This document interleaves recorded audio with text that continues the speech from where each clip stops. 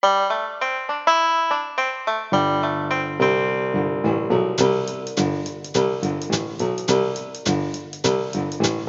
everyone. Welcome back to Movin' Right Along, a Muppet Movie podcast brought to you by toughpigs.com. It's the podcast where we watch the Muppet movie 2 minutes at a time and talk about it a lot. I'm your host, Anthony Strand. And I'm your other host, Ryan Rowe. And back with us today for the fourth time, for a record-smashing fourth time. Yeah. Who do we have with us? Introduce yourself, sir. Hi, I'm Danny Horn. I was the original founder of Tough Pigs and also a co-founder of Muppet Wiki. And now I write a blog about a show called Dark Shadows at Dark Shadows Every Day. And it's a great blog. Listeners, you should check it out. And Danny, we're so thrilled to have you again. Absolutely. Glad to be here again. I have a bold and clever plan for it. Very good. All right. So today we are looking at minutes 59 and 60 of the Muppet movie. We have reached the hour mark. Did you ever think that we would reach this point? I did, because doesn't take that much effort to talk about the Muppet movie. That's true. Delightful film. We could do this all day. And we have. Hooray, that would be the 24-hour. So today, I'm in. Today we are looking at minutes 59 and 60, which start with Professor Krassman saying, well, we're going to perform an electronic cerebrectomy, and end with him saying, my pleasure, to Doc Hopper 2 minutes later. So in between there, Mel Brooks... Scariest 2 minutes of the Muppet movie, possibly scariest 2 minutes of anything. Right. Mel Brooks as Professor Krassman, who is one of, I think most people agree, one of the two best cameos in this movie, right? It's Steve Martin and him. Yes. In between there, he says a lot of other things. So we're going to do something a little different today. We're actually going to go through the dialogue line by line, because there's just so much of it. It's the kind of thing we do. It's all so much fun to talk about. Because we love it so much, and you love hearing us talk about it.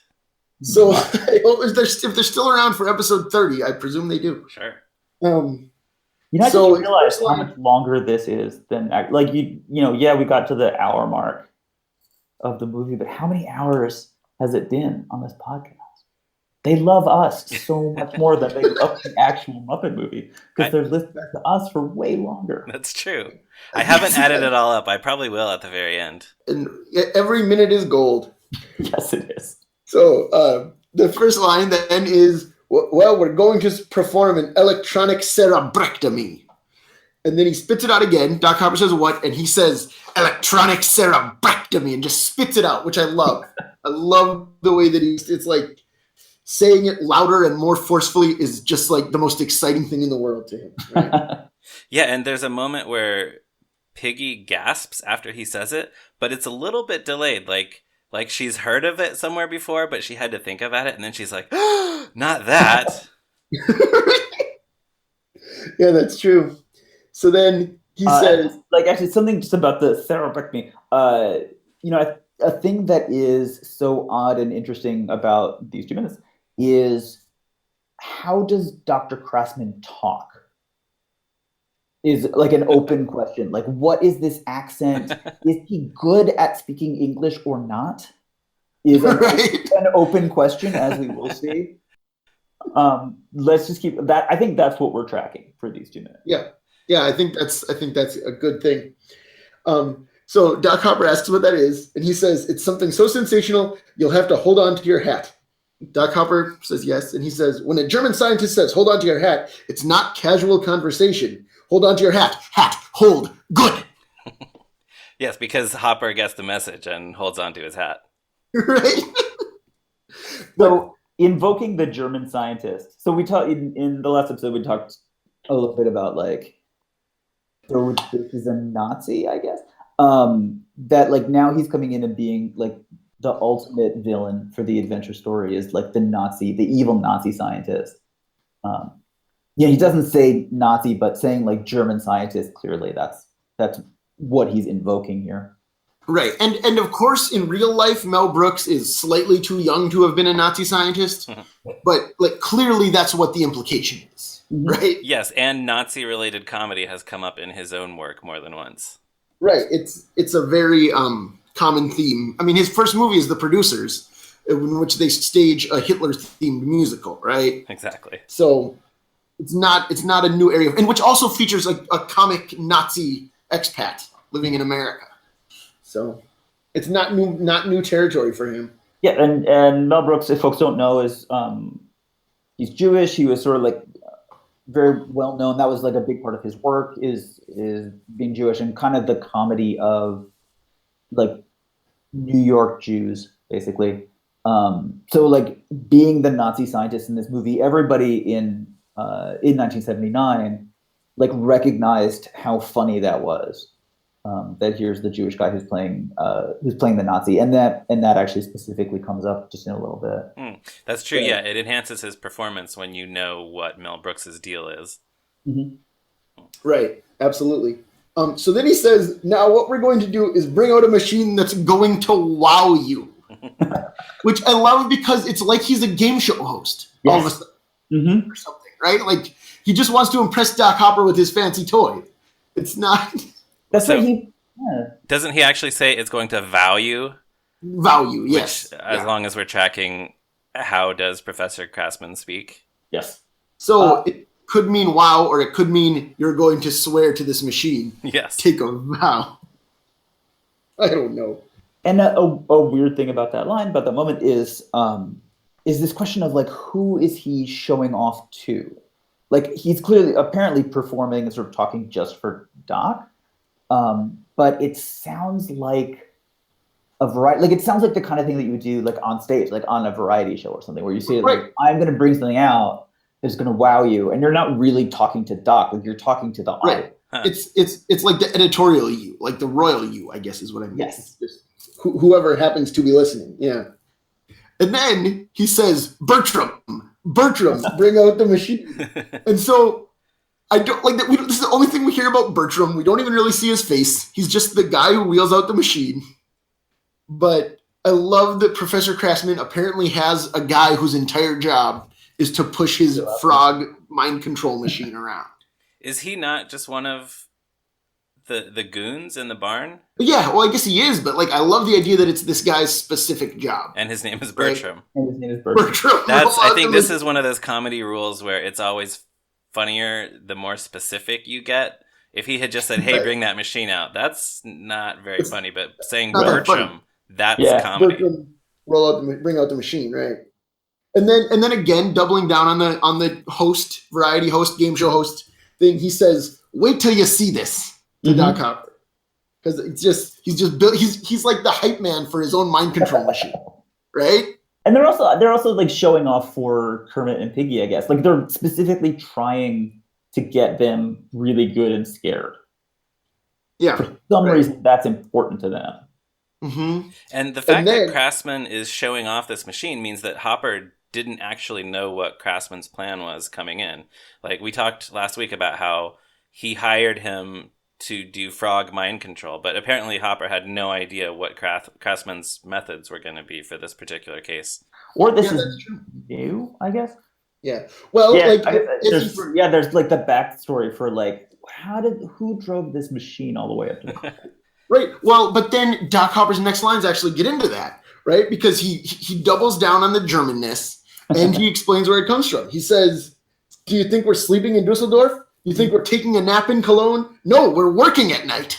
So this new machine clearly is like something that they've just come up with, right? All the top scientists in Germany have been working around the clock on frog mind control.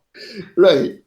And so part of the Nazi scientist, like the thing that people would know at the time about the German scientists is Werner von Braun and the rocket scientists. That absolutely during World War II, there were, obviously people who were involved in the death camps, were put on trial and convicted of war crimes.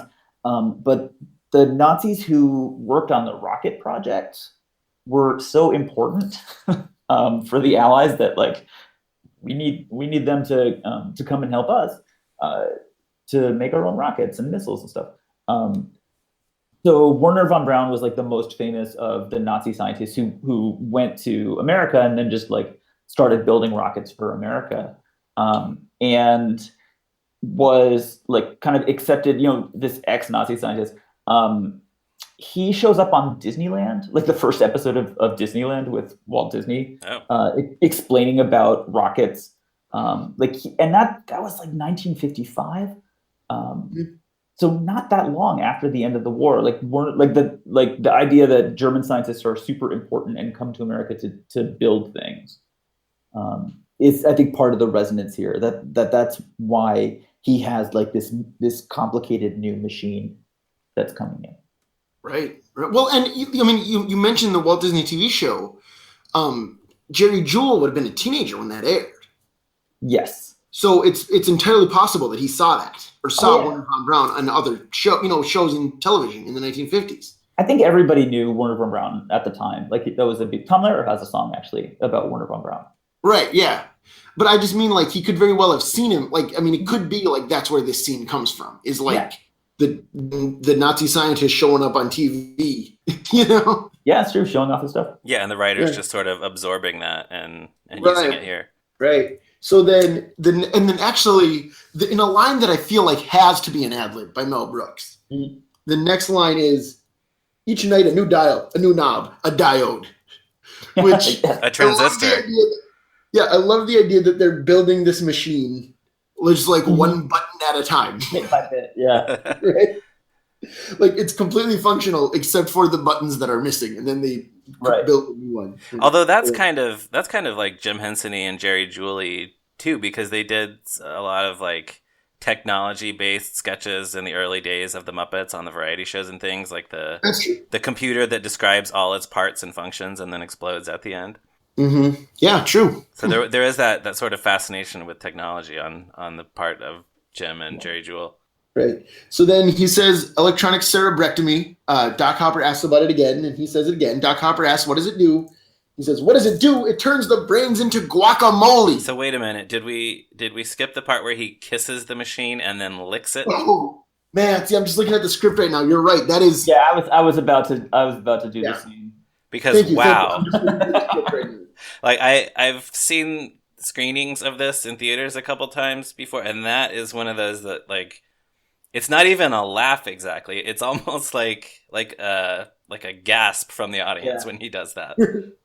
Yeah, I can. Well, and it's like you say, like it looks like he's about to go in for a kiss, and then he pulls his head back slightly, and then goes back in for the lick. That's what's so great. Is that it's like it seems like the bit is done. It seems like the bit is him kissing the machine.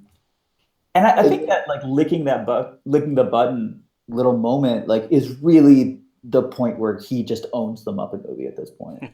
Like you've kind of forgotten that Kermit and Miss Piggy are even like tied up over on the like now all you can see is Mel Brooks just like having crazy amounts of fun. Right. Yeah. I mean, he's just a force of nature.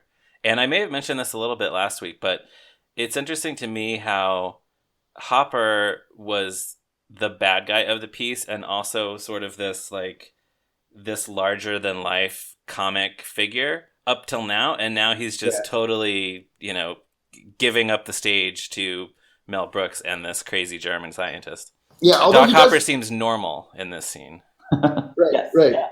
Although Doc Hopper does have one line that I really like in a bit. But first, Professor Krassman says, what does it do? It turns the brains into guacamole, which I wonder if he chose guacamole specifically because it's green like a frog. Oh, yeah. Right? I mean, that's what's going on there, right? It could be any dip, right? But it's guacamole because frogs are green. What else could his brains have turned into? French onion dip? Yeah, salsa? I mean, I don't know anything. It turns them, I think guacamole is just a funny word, too. Yeah, true. So then we come to a very momentous moment. Danny mentioned a moment ago that you forget Kermit and Piggy are here. Yes. They each have exactly one line in this segment. And they're, of course, the only Muppets in the scene. Mm-hmm. So at this point, Kermit says, first of all, I'll pull out of this, okay? And then does that crazy wiggle that we mentioned last week, where he's trying to get out, wiggling like crazy, wiggling his little heart out. And Piggy deadpans, wonderful. Second, which is a really good joke. It's a very funny joke, but it really does feel like a reminder that this is the Muppet movie. Right, that the Muppets are actually still sitting over there. Mm-hmm. Also, It's like really good puppet acting from Jim Henson. Yeah. Yeah. And Piggy is in sort of this super glamorous pose. Like that, I think, is probably the shot where you can really see like her legs and her stockings. Like they really play up what like a perfect example of the damsel in distress would be. Yeah, I guess it could be like an old pulp comic book cover or something. Yeah. Yeah, it's that cover shot. Sure. Yeah. And then Kermit just like failing at being the hero, Right? trying so hard. Oh, it's so good. And then Kermit and Piggy have their little moment. Then we go back to Professor Krassman, who they're laughing about the machine, still about turning it into guacamole, right? And then he says, "Halt! I detest the surfeit of provincial laughter,"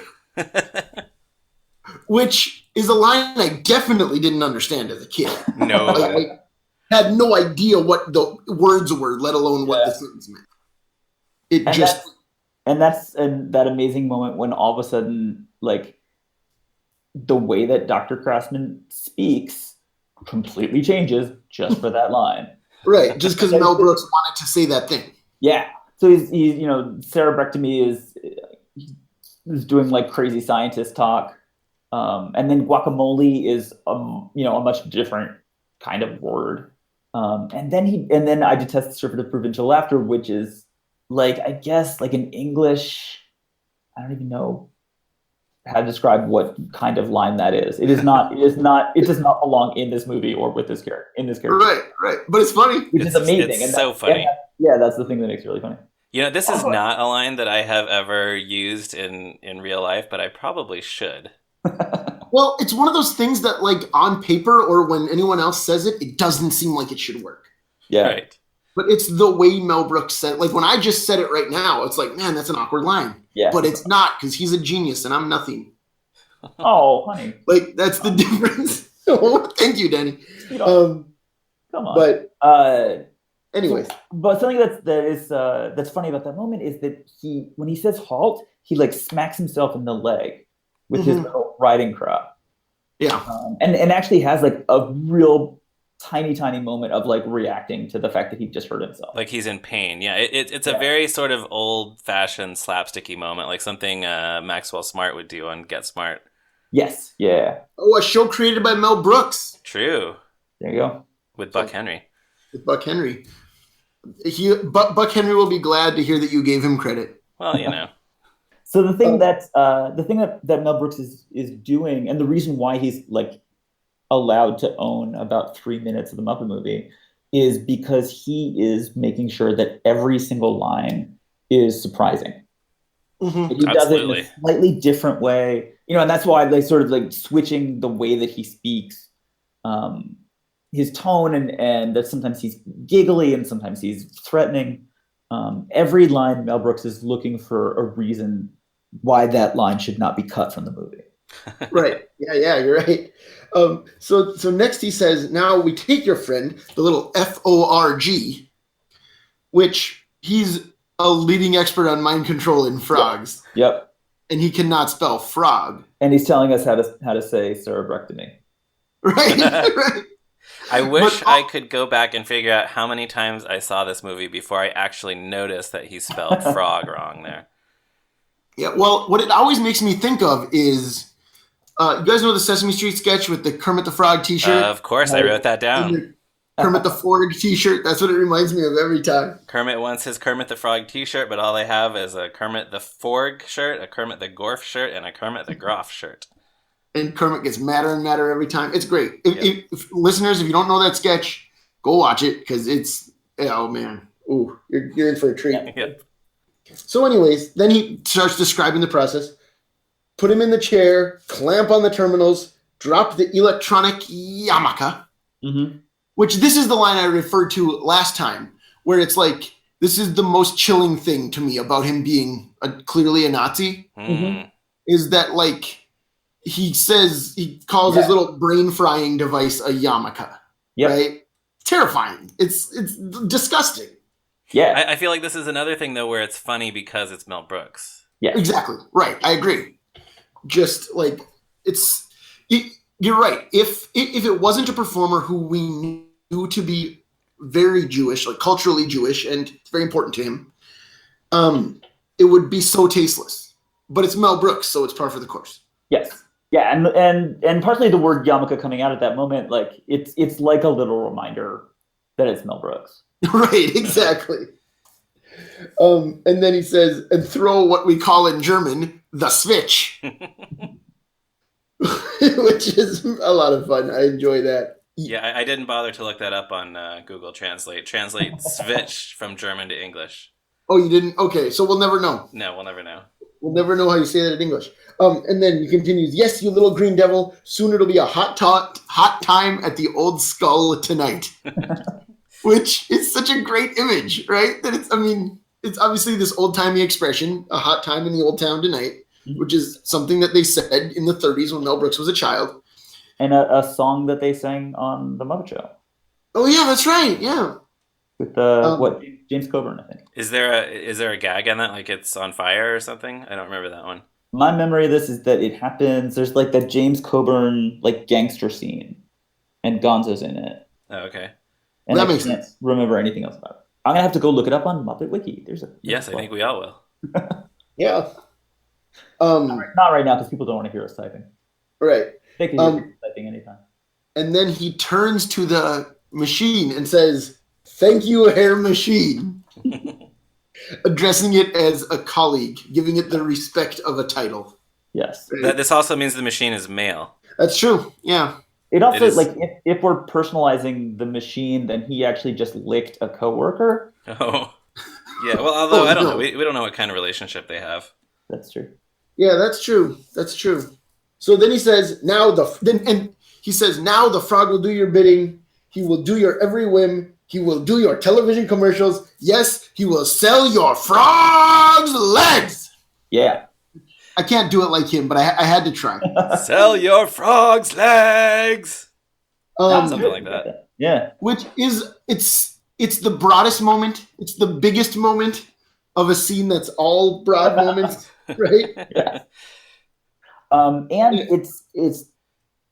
it's the scariest. Like that's why actually this is the scariest moment in the whole thing because there's a few things going on. Like this is gonna hurt, and this is essentially going to be torture. But also the thing that's supposed to happen at the end of it is not just like we're going to hurt Kermit and make him do what we want him to do, but we are actually going to fundamentally change Kermit. That he's not going to be Kermit anymore. Right. That we're doing something damaging to his mind, and that Kermit essentially is going to be forced to happily betray everything that he currently believes in. Right. Yeah. And these villains are gonna just take so much pleasure in it. Yes. Yeah. And speaking of taking pleasure in it, Doc Hopper roars back to life at this moment. Mm-hmm. Because his response to that is Zapparoonie. Zapparoonie. Which is such a nice little, like, it feels like a reminder to the audience that Doc Hopper is a fun character that we enjoy watching. Yes. Right. Because he has hardly said anything through this whole scene. And then he says Zapparoonie, which is great. And then Professor Krassman and Doc Hopper each have one metaphor for what's going to happen to Kermit, right? Mm-hmm. Professor Krassman says, head full of jelly.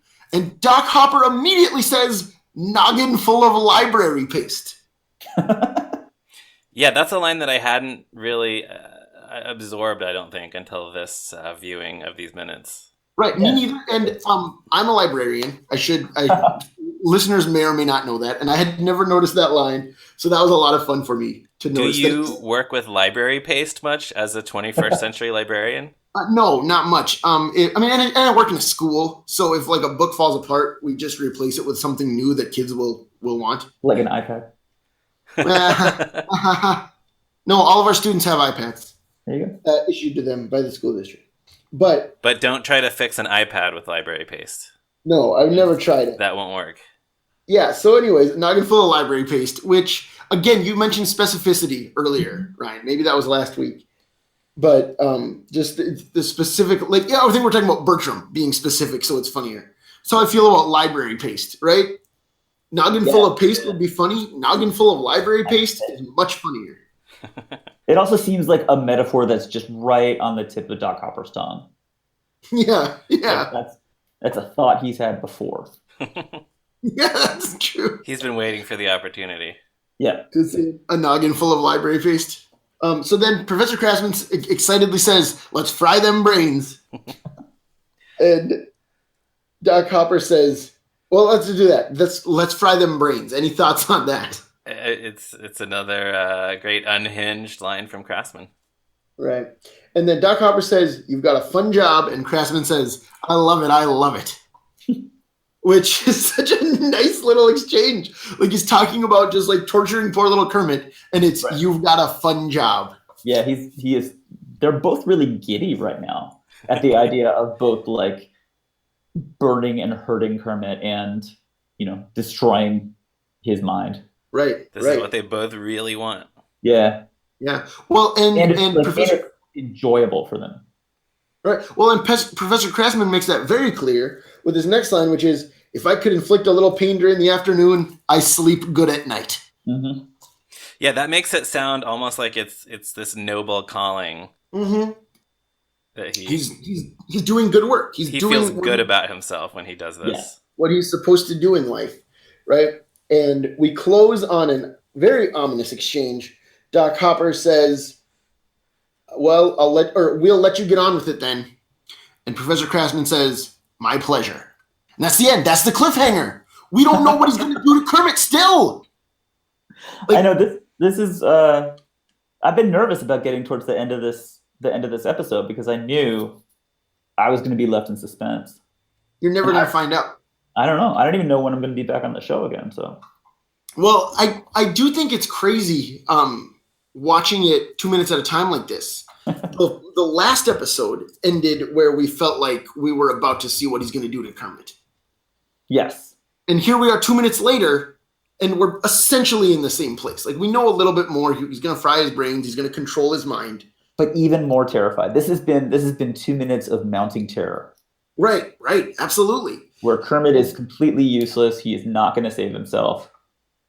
Yeah. We established that twice. They could have easily described what he's about to do to Kermit, but Mel Brooks just can't help himself, I think, is what happened here. Yes. Yeah, that's probably true. But it's such a great scene, and like going through it line by line just makes me appreciate it even more because for sure. every single joke works.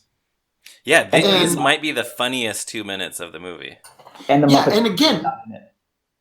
no, the Muppets are not in it. Mel Brooks really does take over. It becomes a Mel Brooks movie for 2.5, probably 3 minutes, right? Yeah. It's going to keep going for a little bit. And it's remarkable that it doesn't destroy the tone. It doesn't break the movie. And this is so soon after I hope that something better comes along. Right. Like Which is hilarious. Yeah, this hilarious, like the most Muppety song. And then gunfire and tying people up, and then the terrifying Nazi scientist who's going to turn Kermit into a zombie. It's like Right. It's a completely different movie. Right. Well, and I mean, it's a completely different movie. And so far, basically the whole movie, after beginning when Kermit meets Fozzie at the El Sleazo, right? Every set piece is introducing a new Muppet friend and letting them do something. Yeah. Right? Yeah. I mean, I guess you could say the thing with Gonzo floating, that's the first break from that. Mm-hmm. But then we get right back to it with Rolf. So it's such a strange turn, and but it plays fun because I never thought about it being a strange turn until we started talking about it right now. Yeah. It all feels like a movie. It feels like a story, and it's remarkable that they're able to keep that balance. Yeah, well, yeah, balance is a good word. I was just thinking, I hope that something better comes along is a very funny song. This is a very funny scene. They're completely different tonally, which might actually help because we're laughing at this one thing and now we're laughing at this totally different thing. Yes, and this movie is partly kind of a pastiche of other movies, and the clearest example is Never Before, Never Again, where it's actually like specifically referencing like several other movies in a row. And this is now, I don't think that there's like any specific other movie reference or other story reference that's in this, but it's clearly going for kind of like the pulp action, like girl on the cover of the pulp magazine. Right. Yeah, and Right. escaping from the clutches of the mad scientist. Right. I mean, even setting it in a barn, which is a very pulp magazine, pulp adventure thing. Like, there's no reason for this mind melting machine to be in a barn instead of a science lab or a warehouse, or you know what I mean? Like, that's true. Yeah. A barn is not the most natural setting for this, except that that's where you might see a damsel tied up on the cover of Thrilling Adventure magazine, tied to a bomb with a fuse. Right. A barrel full of TNT. Right. Do you think Hopper owns this barn? That's really sure. Whose barn is it? Or he's just renting it, maybe. I like to think it's Bertram's barn. Oh, there you go. And that's where he keeps his machines. Bertram's barn. Now that you say that, so there they were. They went to this hotel. Like Kermit and Piggy and the other characters end up at this hotel for Kermit and Piggy's date. Mm-hmm. We don't really know where this is. No, it's in the United States. We know they that. They can't be too far from Bogan County, but we don't know where Bogan County is, so. Right. And so I can't imagine that, and then at least it seems like it's fairly close to the barn, to wherever Doc has them. Right. Yeah. To Doc, I guess the barn is kind of like Doc Hopper's villainous lair, or at least that's kind of how we're treating it. Yeah. So yeah, I'm gonna say they're trespassing. That seems likely. Sure. Yeah, I could get on board with that. I wouldn't be surprised. I'm so sorry. I really thought that there was a point to where I was going with that. Don't you love when that happens? It really didn't go anywhere, and I all I can do is apologize. I will say that has happened to me twice within this episode and last week's episode, so don't worry. All right. We've all been. We are we have reached the thrilling cliffhanger. So, is there anything else either of you would like to add? Just that I'm very, very worried, and I hope that something happens. Yeah, me too.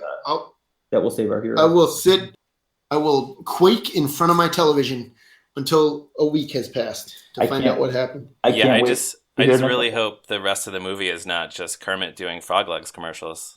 Oh, that'd be awful. Mind-controlled Kermit doing Frog Legs. That's actually not just the rest of the movie. That's the last 39 years. Right. Oh, no. From 1979 on. Oh.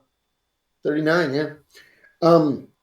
So, as we reach a cliffhanger and contemplate the passage of time since the Muppet movie came out, that brings us to the end of this episode. So, join us again next week when we'll find out what happens to Kermit and Piggy. And in the meantime, check out toughpigs.com on the internet, Facebook, Twitter, everywhere else. You can follow me on Twitter at ZeppoMarxist. You can follow Ryan at @MeRyanRowe. And Danny, remind our listeners where they can find you on the internet. You can see my blog about a 1960s vampire soap opera called Dark Shadows, and the blog is called darkshadowseveryday.com.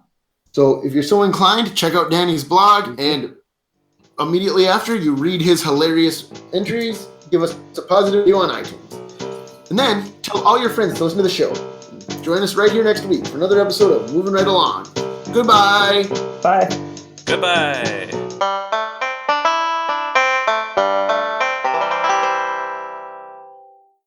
Zapparoonie!